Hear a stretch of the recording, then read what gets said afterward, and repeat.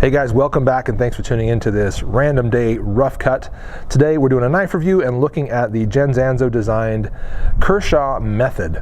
Now this is an extremely inexpensive knife at just 25 bucks, and that's why we are sort of assigning a sort of a rough cut format to the whole thing. This is an inexpensive knife. We're going to put sort of a minimal amount of effort into it, but we are going to give it some good attention because it is well worth your attention. And again, cheap but nice and very enjoyable to carry and use. I'm going to cover all the reasons why I think that is. So Genzanzo, designer of this knife, collaborated with Kershaw on a number of other designs, and this is one of the latest ones for 2018. I believe we saw this one at the booth review at SHOT Show 2018. Can't remember off the top of my head. We saw so many knives, so it's hard for me to say whether this one was covered there or not, but new design, lots of great features on it, and as I said before, an extremely attractive price tag. So get into the steel first off and foremost. 8CR13 MOV, it's right there on the blade. Black wash finish on it from Kershaw. I feel like I've had some other black wash knives from them, but this is the first time I've really gotten a little bit of a good look at it and some good use with it. It's nice. It's got a nice finish to it. It's cool. Also, you know, looking at the blade shape, you can tell that it's a really nice utilitarian blade with an extremely fine point on it. Check that out. We're going to compare that to one other knife here in a minute. And just in general, a beautiful sweep to it, a long sweep to it. It's almost got a trailing point, kind of a characteristic to it, but not quite. They call it a spear point, or at least that's what I'm hearing it referred to as. I wouldn't necessarily call it a spear point, but I guess if you had to pigeonhole it into something, sure, that's fine. It's definitely a unique blade shape and just really attractive, really cool looking. Fine edge on it, razor sharp out of the box, no concerns there. Pocket clip on it is one-way, non-repositionable, as you can tell there. Can't put it any other way, so it is tip up, right-handed only.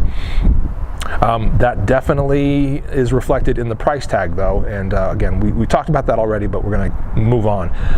Nice little lanyard loop there on the back, which is built into the back spacer. The back spacer is going to be sort of an FRN material or some other type of a nylon, and we can see that it's a back spacer comes to about there. Then we've got some breathing room right there, but a good amount of space for whatever you want to push through here, some paracord or any other sort of doubled up paracord, probably, if you've got lanyards that are pre-made that you want to stick through there. The rest of it is G10, and I love that fact. G10, nice structural material, obviously going to hold your knife together real well. It's going to be durable.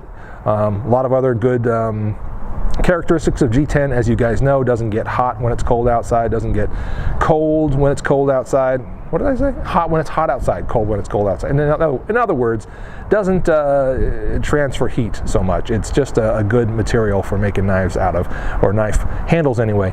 And so all G10 there, and what we see is an inset liner lock on just the one side, very much like the Kershaw Skyline, which you guys are familiar with, I'm sure. And we don't see any liner on the opposite side, so nothing there, which helps give it the nice light weight of 2.1 ounces.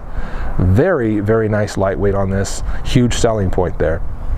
All G10, and you can see that it is kind of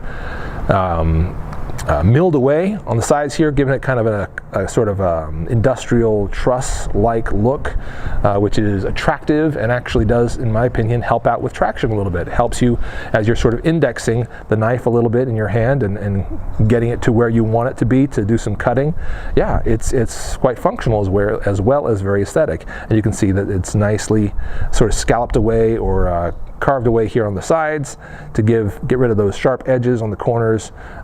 So it's well put together, well done. Chinese made, if I didn't already say that, and that's no surprise given the price tag and given the 8CR13 MOV steel.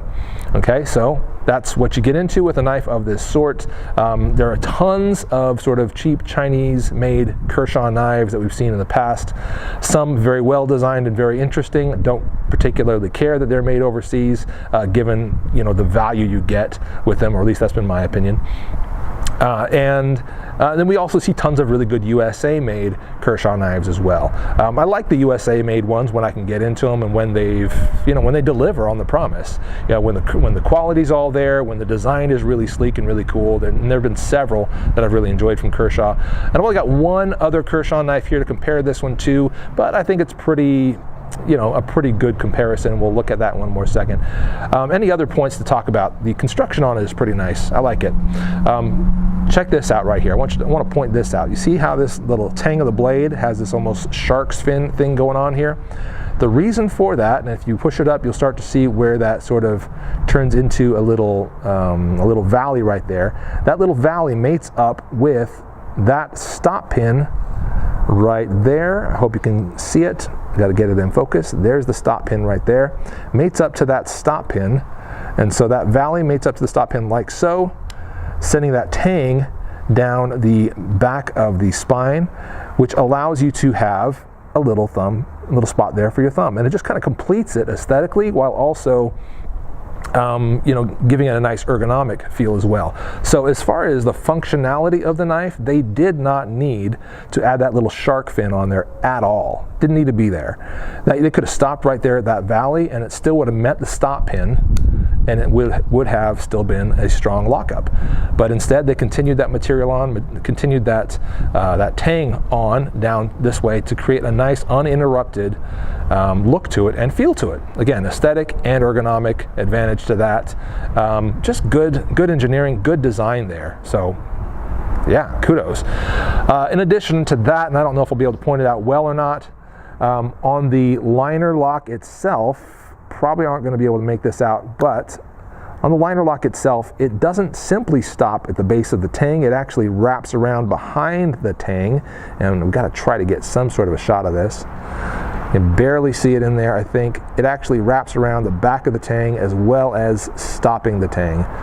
So to me, that adds a little more structural integrity and just kind of gives, since this liner does kind of pop out and flare out this way, if that spot right there were the only area stopping the tang, I would get the sense that I wouldn't have so much confidence in all that material or in that liner lock doing the job of stopping the knife, stopping the blade from folding on me. But when you've got a little more material in there going around the back side of it, as this does, creates a little bit better structural integrity. So again, just good engineering on this very simple, very inexpensive knife. 25 bucks if I didn't already say it. Blade HQ link down below. That's where I picked this one up.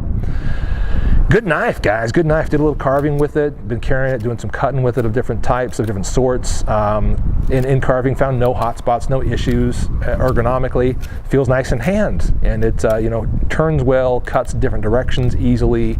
Really see no issue at all with the general construction, general ergonomic design of this knife. It's well put together and it fits great in hand, cuts well. Comparing it to one other Kershaw, I told you I would do that, so let's do it. Shouldn't be surprised by this. There's the Kershaw leak. This is sort of an example of a good USA-made Kershaw, an extremely well-selling Kershaw that's USA made. Ken Onion design, obviously, on that one, and it's been selling probably in the millions. It's an extremely popular knife. I love it. And here's a look at how that leak sort of compares to the new method from Kershaw, the Chinese made. We've got blackwash versions of the leak. We've also got, this is a frame lock version of the leak, but we've also got sort of liner lock versions with handle scales on them, either in aluminum. They've been making G10, and I've got a carbon fiber one as well. So there's a lot of different varieties of the leak, obviously, but it feels very similar as far as size is concerned. You can see that there's a big thickness difference there, at least in this frame lock version of the leak. We see that the method is much thicker. If we were to put this up against the liner lock version of the leak, the difference wouldn't be as huge, but I would say that the method would probably still be a bit thicker, and the thickness of the method is about 0.43 inches according to their specs. All right, so that's worth noting. And I think that the leak is about 0.35. That's this this frame lock version of it. Looking at the blades, this is where they really compare favorably. You can see that they both come to this almost needle point all right, in the grind. And I believe that, no, I think they both kind of, neither one really has a distal taper that I can see. I don't think they do. Maybe the leak does, but I feel like it doesn't. I feel like that's just the stock, and then it just kind of, between the swedge and the actual blade grind, that's where they reach that extremely fine point. And that's basically what you get with the method as well. Between that swedge up there and the hollow blade grind, you get a very, very fine point on it. So if you like sort of that aspect of the leak, but you didn't want to pay for it, the high, sort of USA made premium that comes along with that, you can get that with the method here. So I think we've covered everything that I wanted to cover, and yeah, that's the new Kershaw method. I'm digging it, guys. At $25, you can hardly go wrong. Again, link is down below for buying it over at Blade HQ.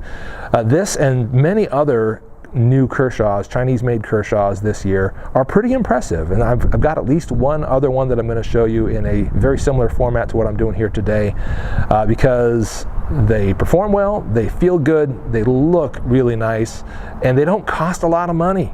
So, yeah, kudos, Kershaw. Well done. That's the Kershaw method, guys. Thanks for watching. I'm the Late Boy Scout. We'll see you on the next one.